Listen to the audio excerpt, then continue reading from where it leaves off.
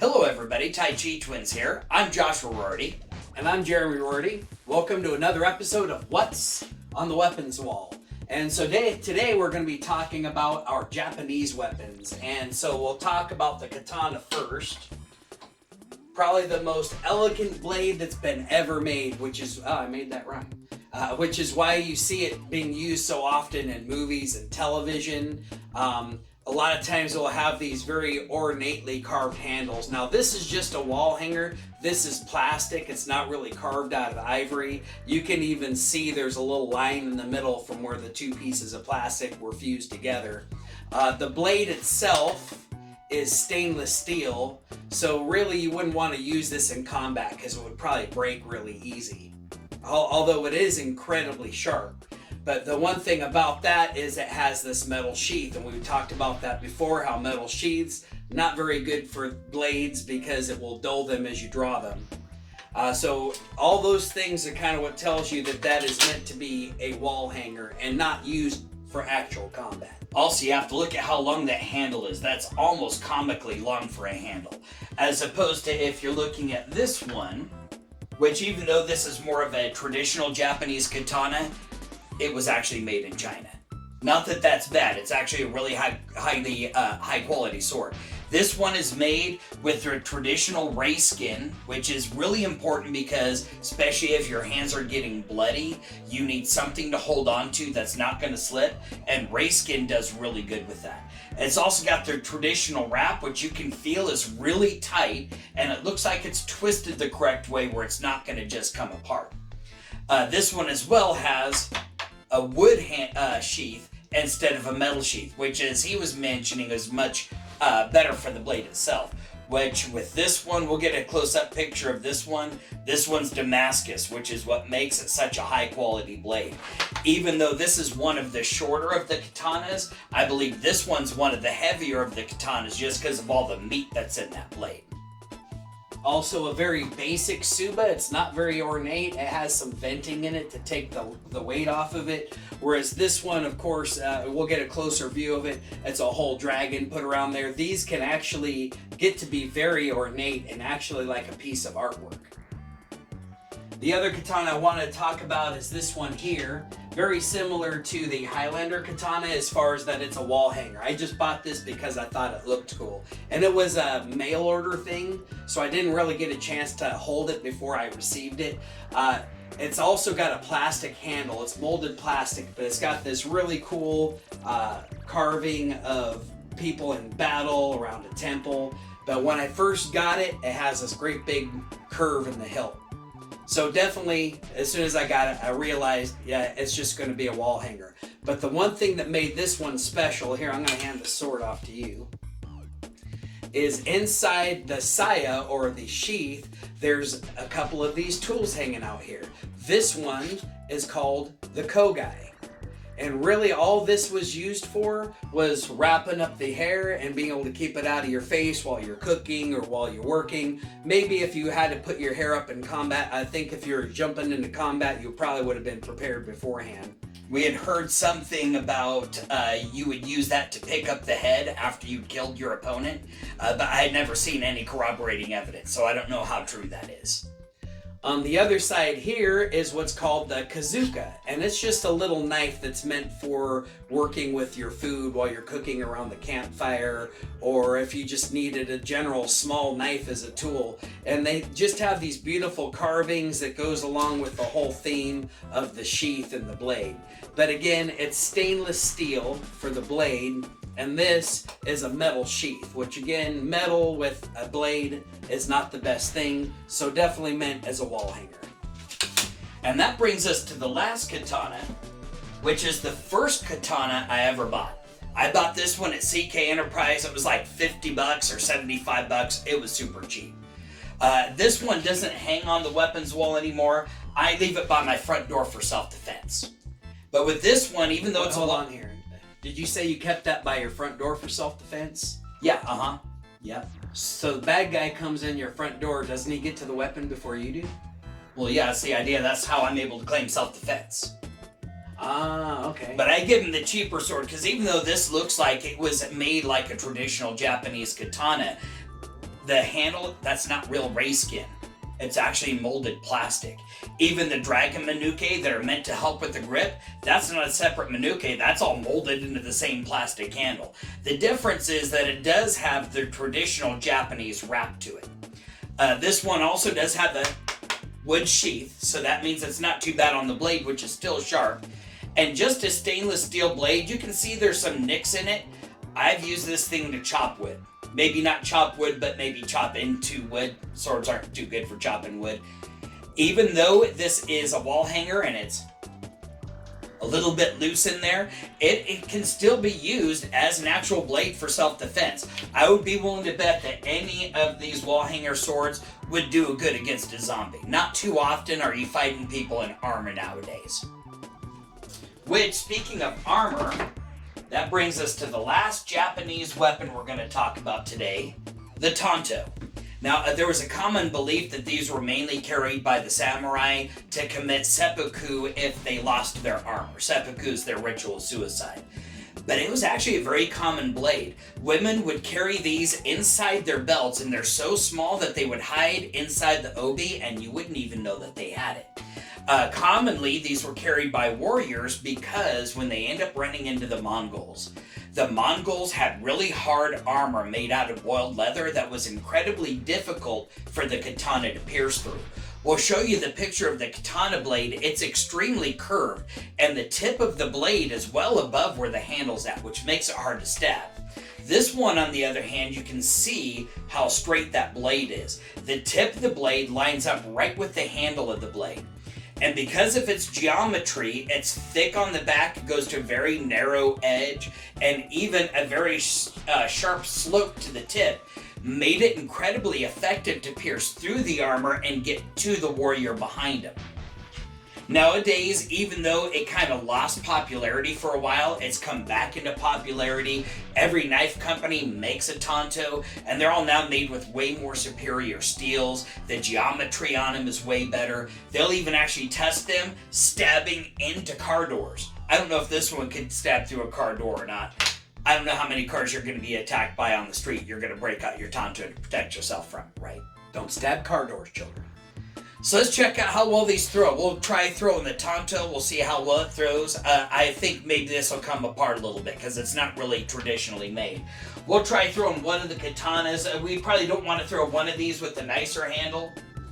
So we'll throw my old trusty sword, my original one. Even though this has been through a lot of punishment, I don't know how much punishment throwing's going to give it.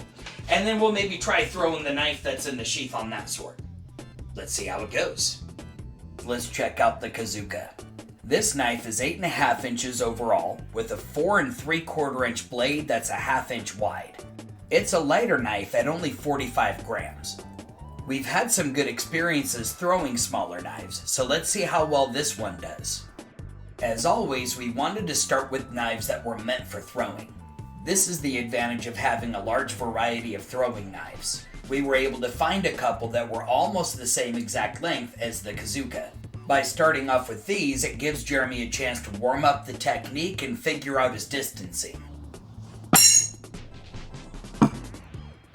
Jeremy's going to start by going through all of the different throws that he's planning on using with the kazuka. This includes a variety of no spin and rotational techniques.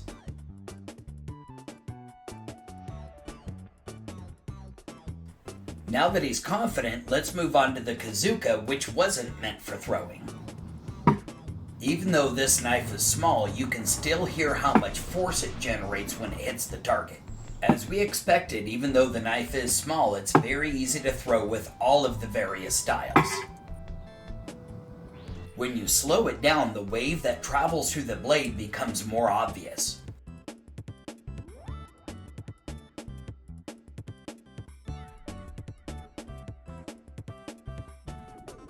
All that flex, and at the end, it returns to true. With a full rotational throw from about 10 feet, it gains so much force that the blade almost bends far enough to make me think it's gonna break. But at the end, it still snaps back to true.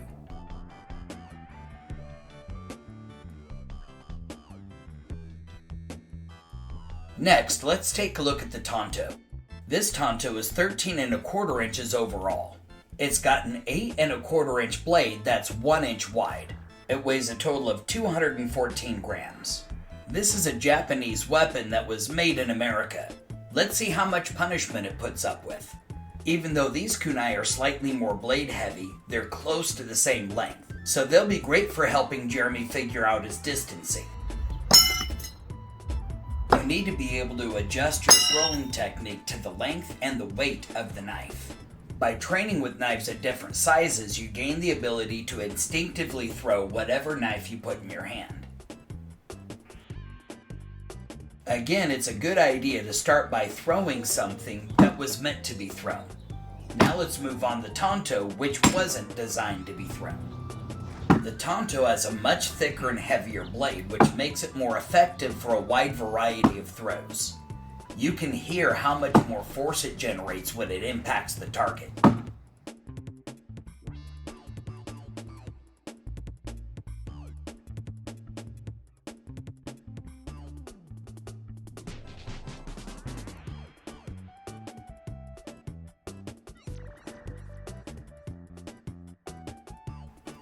As thick as the blade is, when you slow it down, you can see a wave travel from the tip to the end, and then the knife vibrates as it pulls back to true. The average blade length for a katana is between 28 and 29 inches. This sword is 38 inches overall with a 29-inch blade that's 1 16 wide. The total weight of this weapon is 840 grams compared to the Damascus sword, which is a total of 1,050 grams. Again, this is one of our cheapest wall hangers. I bought this for maybe $50 to $75. It's put up with a lot of punishment over the last few decades. Let's see if it'll put up with throwing. To warm up for the katana, I'm going to start by throwing this polypropylene bokken. This bokken is practically unbreakable, and if it does break, it'll be a lot cheaper and easier to replace than a sword.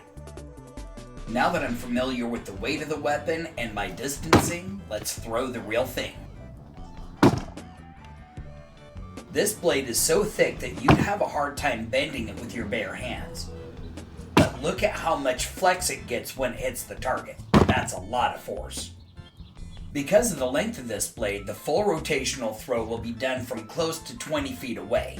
The force that's generated from throwing at this distance creates a wave that travels from the tip of the blade all the way through the handle. That's way more force than you're going to generate in a typical sword fight. Just look at how deep it's sunk into the target. That's got to be close to 2 inches. Well, of course, the knives threw really well. I was pretty impressed by the Kazuka when I first went to throw it. It's a small, light knife, so I was a little skeptical as to how well it would actually stick in the target, but it did great. We've had a lot of success with these littler knives. Of course, this one, nice, heavy, thick blade on it, and so when we threw it, it would hit the target and stick really easy. Both of these knives still perfectly straight, so they took that throwing no problem. At one point, the pommel of the Tonto did shatter, but during editing, when we zoomed in on the picture, we could see there were originally cracks already in the pommel. The one thing that amazed me about the Tonto is it is a short blade that is really thick, and when you throw it and it sticks into the target, you can see it vibrate a little bit. But in the slow-mo, you actually get to see the wave travel all the way through it. Even with the katana, you got to see that wave travel from the bottom all the way down to the handle, even had the wave go through it. I thought this thing was going to shatter. And maybe right here, this part of the Tsuba got flattened out a little bit. But that was really the only damage this take. It didn't shatter the handle, even though the blade is still a little loose. It was a little bit loose ahead of time, so I don't think I did any extra damage to this outside of what happened to the Tsuba. I thought cheapo $50, $75 stainless steel sword, this thing was gonna break. We saw better steel crumple to the throwing, but this thing actually put up with a heck of a lot of force. A big part of that is, of course, the design of the blade, the triangular shape from the very thick back of that sword all the way down to the tip. So one of the things I think we've been discovering through this series, You know, back in the day, we'd go out into the parks with some friends, we'd break out our bamboo shinais, and we'd practice sword fighting. And during our sword fighting matches, I'd get frustrated if I was losing, and I'd throw my sword at the other guy, and we'd laugh about it. But I think we've been discovering how actually effective throwing a sword in combat might be. With so many weapons left on the weapons wall, which one would you like us to showcase next? Leave a comment down below. As with any skill, it takes practice and proper training to get good at it. So make sure you look for a good school in your area. If you're in Southern Oregon, contact us for our locations and times. Thanks for watching our video. If you enjoyed it, like it and make sure to share that with a friend. Click the subscribe button and then hit that notification bell so you can catch our next exciting video.